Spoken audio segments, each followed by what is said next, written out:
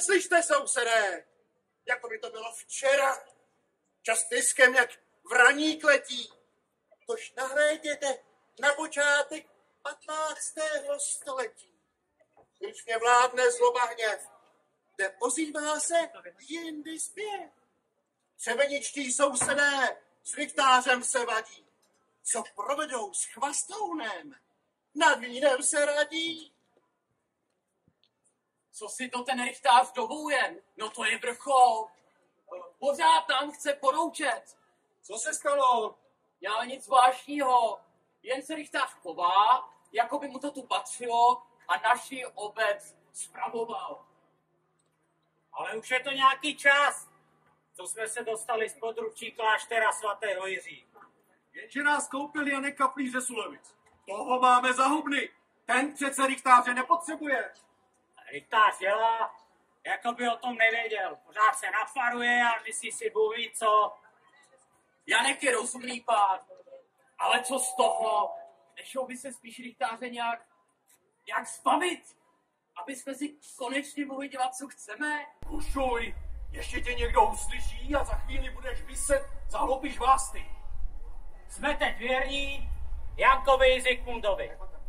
A navíc se snažíme, abychom všechny okolní vesnice předstihli. No, to se nám povedlo. Ale nešlo by získat ještě víc? Třeba městská práva? Janek Kaplíř ze Sulevic přichází. Pozdrav na pánu, pane. Dejš tu pánu, holoto. Vzácný pane, co tě k nám přivádí? Ale byl u mě posel krále Zikmunda. Na půdky z husity. Požaduje další peníze. Co je nám do toho? Máme dost vlastních starostí. Posečkej. Jenom platit a platit. Rozvahu, sousedé. Pane Janku, a nešel by z toho pro nás něco vytěžit? Vždyť je to král a my ho podaní. Musíme poslouchat. Třebenice jsou trhová ves. Dokonce šibenici máme. Co kdyby nám Zikmund potvrdil městská práva? A koho za ním chceš s tou žádostí vypravit? Sotva našeho posla vyslechne, spíš ho ještě nechá upálit. Jinak se snaží vyškarišovat. Na to se musí schytrat.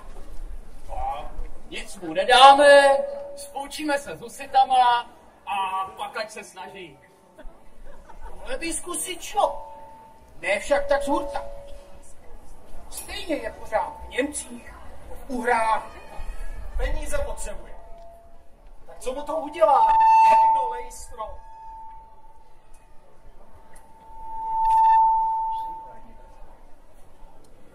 A já se píšu žádost. Potřebujeme 12 končelů a ty jistě mezi svými příbuznými najdeme. A ty se, pane Janku, za nás přimluvíš. Vždyť i ty z toho budeš mít užité. Zikmunda se přimluví. Stojíme s celým rodem na jeho straně od začátku téhle husitské rebélie. No, a taky si za Třebenice benediktinkám to zaplatil. No, určitě ne tolik, kolik by se mělo. Hubu drž. Pane Janku, pomůžeš nám? Vypravím se s vaším poselstvem do Pešti. Stejně jsem potřeboval do lází. Nějak mě už přestávají sloužit kolena. Asi se moc modlíš. Teplo ti udělá dobře, pane. Do uherských lázní bych jel hned. To jejich červené víno je vyhlášené. Hlásím se do poselstva. Když to ves zaplatí, Taky ti bolí kolena. No je pravda, že i já bych si potřeboval odpočinout. Od ženy, od dětí. Pane Janku, s tvým dovolením Pojedeme s tebou. Pojď. Na větší družinu si nikdo netroufne. I obveselení užijeme víc. A taky se budu moci snáze vymluvit. A já tedy zase skejsnu. No jsi nejmladší, to je pech. Na cestu se vydáme v neděli hned po mši. S pánem Bohem, Holoto.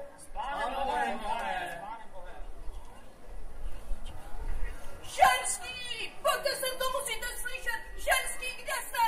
Ženský! Jsem tady, popadám, ostatní dobíhají za mnou. Co se děje? No tak no, jsme celé nedočkavé noviny zvěděti o se náhodou kolem radnice. A slyším, naši chlapi si chystají nějaký výlet nebo co? Já jim dám výlet. Doma budou, pachoci líní. Kdo se jim bude starat o hospodářství, když budou pryč?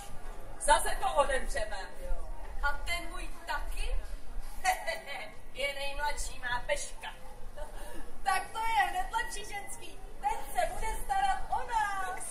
To tak, ty potvory. A kam se to vlastně chystají? Do Uher. Za králem Zikmundem.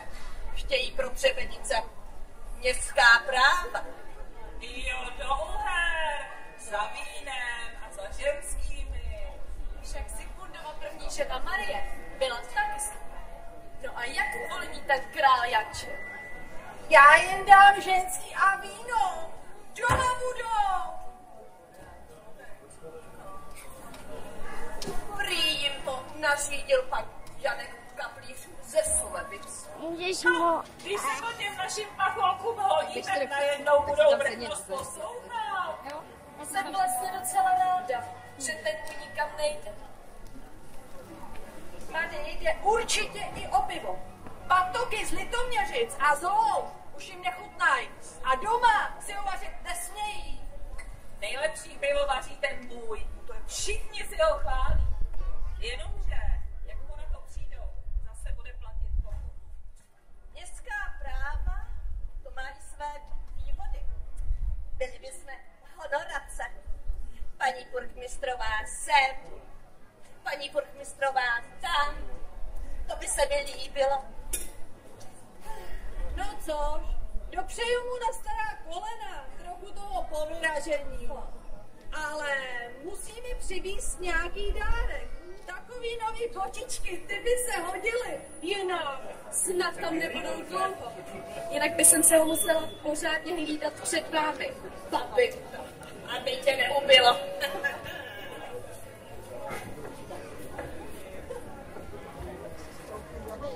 Už je to nějaký čas, co jsme se vrátili z Uher.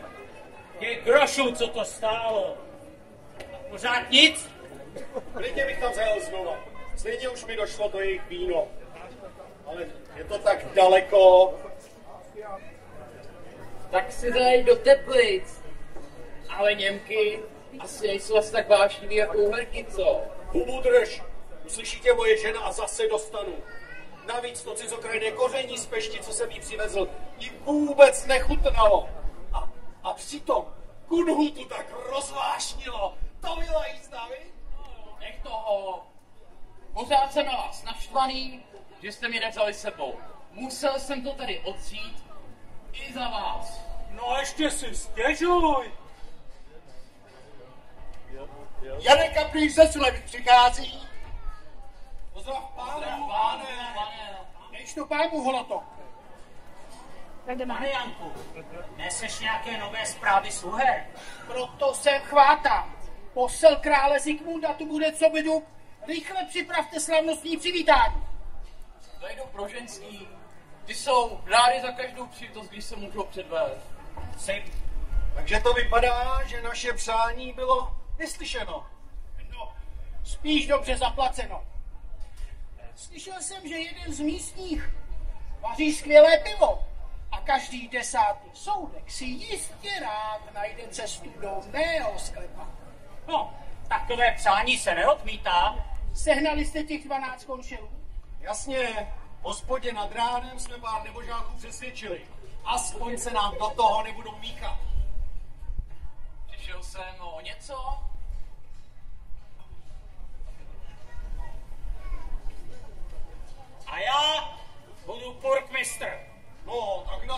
nedojednali.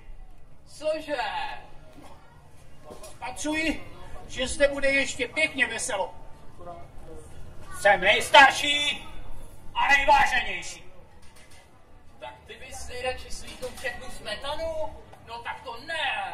Já chci taky být podmistrem, jinak se starou nevydržím. Jak se budete po měsíci střídat, tak se to ostatně dělává. Moje řeč. Zabírám si září. To jsou dožínky, vinobraní, grošíky se jen přihrnou. A na svatého Martina bude za co jet? Za do uhorkých peštských pramenů.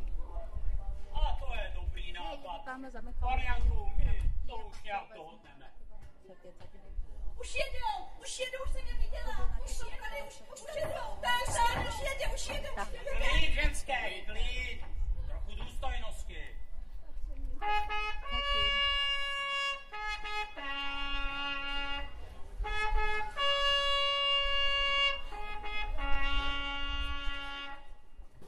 Posel krále Zikmunda přichází. Buď pozdraven, pane. Buďte pozdraveni, dobří lidé. Vzácný pane, co tě k nám přivádí? Cházím zdaleka od krále Zikmunda. Děkuji za vaše dary. A na důkaz vděku vám posílá tento glejt. To se neumíš číst.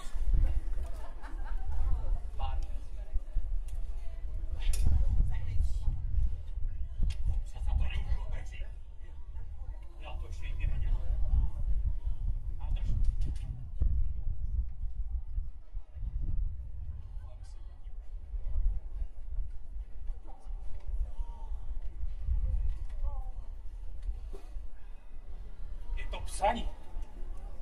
My, Zikmund, král římský, český a uherský, potvrzujeme nabytí městských práv, trhové vsi, Třebenice.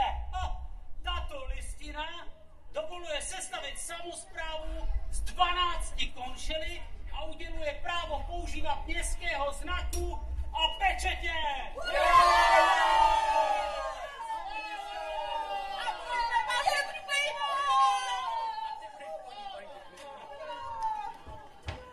Slyšte, měšťané a měšťanky, již po 6 století jsou městem Třebenice. To je důvod k oslavám. Co dodatí více? Ale se to zabít! A já budu portmistrem!